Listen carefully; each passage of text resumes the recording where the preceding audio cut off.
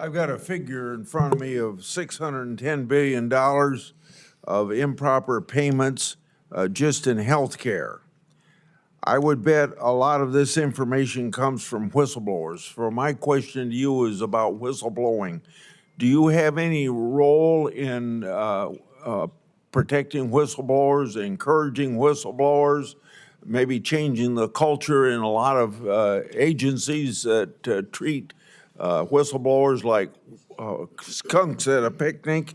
Would you tell me about if there's anything you can do to help this process of whistleblowing that helps us explain not just the waste of money, but also improper government action? Senator, thanks for the question. I think that whistleblowers play an enormous role in helping us weed out waste, fraud, and abuse. As a Senate staffer and Hill staffer, I benefited greatly from reading Inspector General reports in which they were a part of. From my standpoint at OMB, my view is OMB should be an advocate for whistleblowers in every possible way, and to make sure that we value, and as a result, the agency heads value the work that they do. And so we'll always be looking for opportunities along those lines.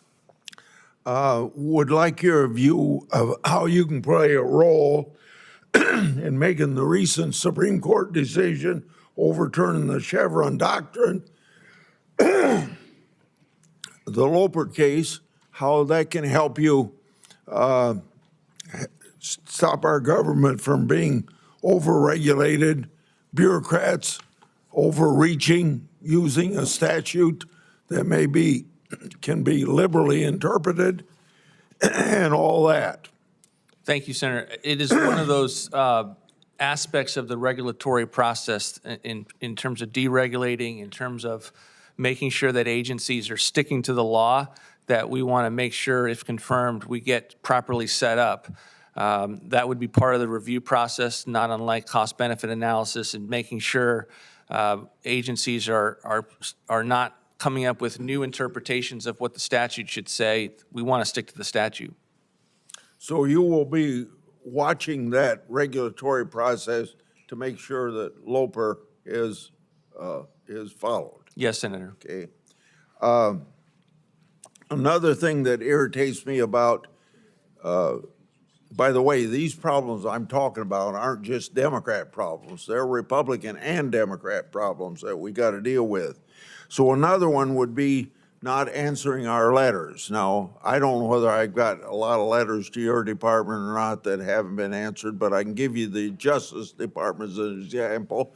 When Pam Bondi was in my office, I gave her a stack of 158 letters that the Justice Department just in the last 4 years haven't answered. And it was to somewhat the same under Obama and Trump in previous sense.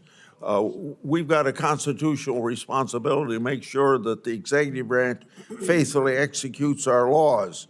So we want to make sure that these letters are answered. So on September 15th, 2023, I sent President Biden's OMB director a letter asking a simple question: where is the implementation guidance for the Open Government Data Act? As just one example. At that point, OMB was 5 years late in issuing the guidance. The guidance was intended to make government information more open and available. In the final days of the Biden administration, they released the guidance, but they never directly responded to my request. If confirmed, will you commit to ensuring OMB provides timely and complete responses to congressional oversight?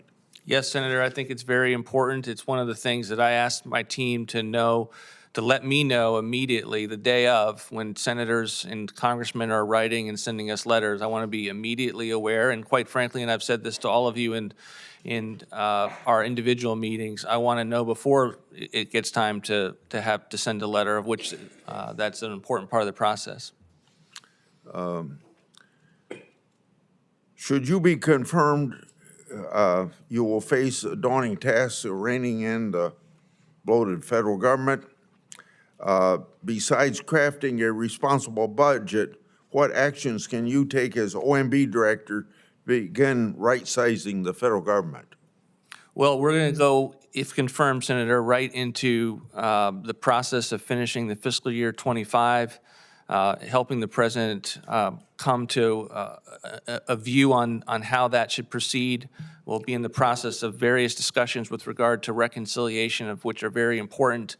And then there's just the normal management of different agencies for waste, fraud, and abuse, beyond sending up a presidential budget, of which we will have to get started and get caught up based on just the normal process of an incoming administration. Thank you. If I were